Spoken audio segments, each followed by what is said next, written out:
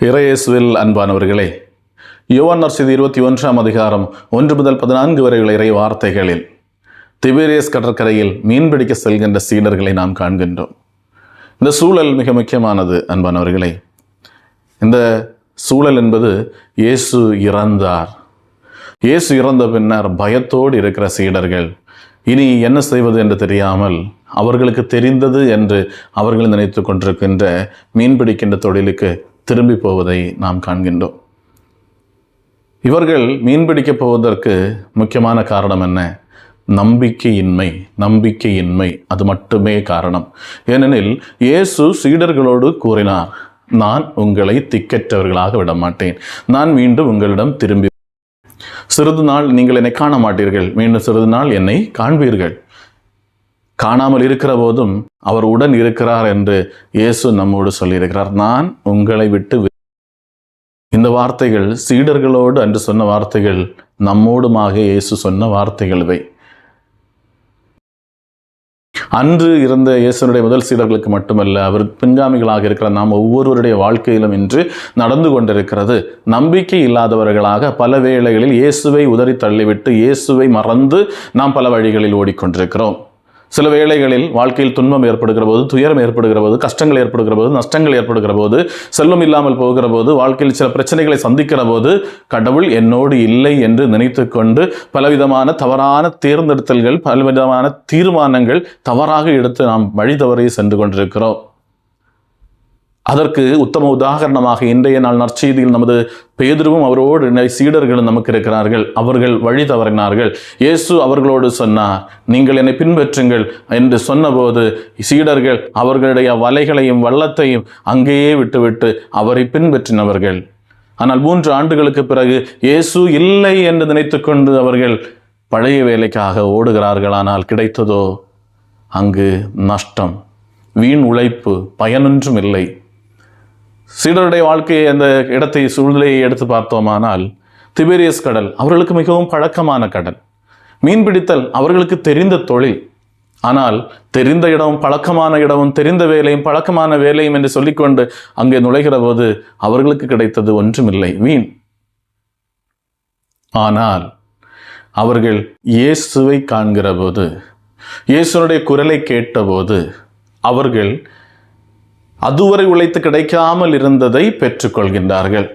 நமது வாழ்க்கையில் நமதும் இதுபோலத்த அனுபவங்கள் உருவாகிற போது நாமும் வழி தவறி பல இடங்களில் அலைந்து திரிந்து தவறான பாதைகளை தேர்ந்தெடுத்து, தெரிந்தது, பழக்கமானது, தெரிந்த நபர் அவர்களுக்கு சொன்னால் சரியாக இருக்கும், அந்த இடத்திற்கு போனால் சரியாக இருக்கும் என்றால் எல்லாம் சொல்லிக்கொண்டு நாம் பல இடங்களில் தேடி தேடி அலைகிற போது நாம் இழந்து கொண்டிருப்பது நமது நிம்மதி, நமது சமாதானம், நமது சந்தோஷம், நம்முடைய உழைப்பு, வீண் உழைப்பு, இவையெல்லாம் தான் நமக்கு கிடைத்து கொண்டிருக்கிறது. பேதுருவுக்கும் மற்ற சீடர்களுக்கும் அன்று கிடைத்த பெரிய வாய்ப்பு என்பது இயேசு அவர்கள் அருகில் சென்று நின்று கொண்டு, பிள்ளைகளே உங்களுக்கு ஒன்றும் கிடைக்கவில்லையா, வலப்புறம் வலை இறக்குங்கள் என்று சொல்வதற்கு இயேசு அவர்களோடு இருந்தார். என்று நம்மோடும் இயேசு இருக்கிறாரான அவரது குரலை கேட்பதற்கு நாம் தயாராக இல்லை. அவரது குரலை கேட்பதற்கு நாம் ரெடியானால், நாம் எந்த இடத்தில் விழுந்து கிடக்கிறோமோ, எந்த பாதாளத்தில் கிடந்தாலும் சரி, அங்கிருந்து எழும்பி வருவதற்கான ஆற்றல் நமக்கு கிடைக்கும். ஏனெனில் இயேசு கிறிஸ்து தனது கரத்தை நீட்டி நம்மை அங்கிருந்து தூக்கி எழுப்பி விடுவார்.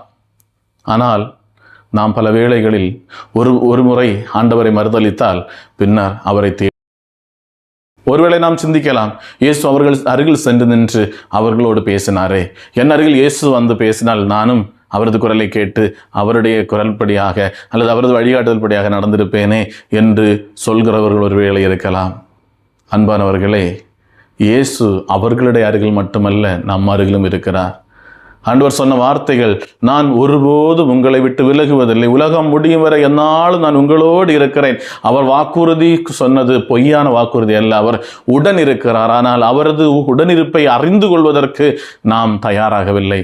அவரது குரலை கேட்பதற்கு நமது காதுகளை நாம் திறக்கவில்லை. அவரை பார்ப்பதற்கு நமது கண்களை நாம் திறக்கவில்லை. இதுதான் நமது தவறு. மத்தேயு நற்செய்தி 25ஆம் அதிகாரத்தில் நாம் வாசிக்கிறோம், சின்னஞ்சிறிய சகோதரர் ஒருவருக்கு நீங்கள் செய்தபோது எனக்கே செய்தீர்கள் என்று சொல்கிற ஆண்டவர் அப்போது அவருடைய பிரதிநிதிகளாகிய சின்னஞ்சிறிய சகோதரர் வழியாக நமக்கும் நல்ல வழிகாட்டுதலை பல வேளைகளில் தந்து கொண்டிருக்கிறார். அந்த குரலை கேட்டு செய்தாலே போதும், ஆண்டவருடைய குரலுக்கு நாம் செவிமடுக்கிறவர்களாக மாறியிருப்போம். ஆனால்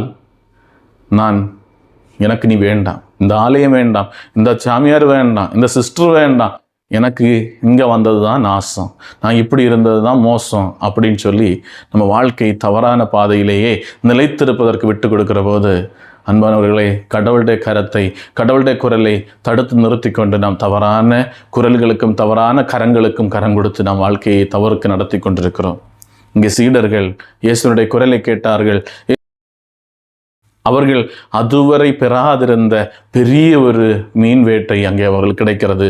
வலை நிறைய மீன்கள், அவருடைய வாழ்வுக்கு தேவையானது, அவர்கள் தேடி போனது எதுவோ அவர்களுக்கு அது கிடைத்தது.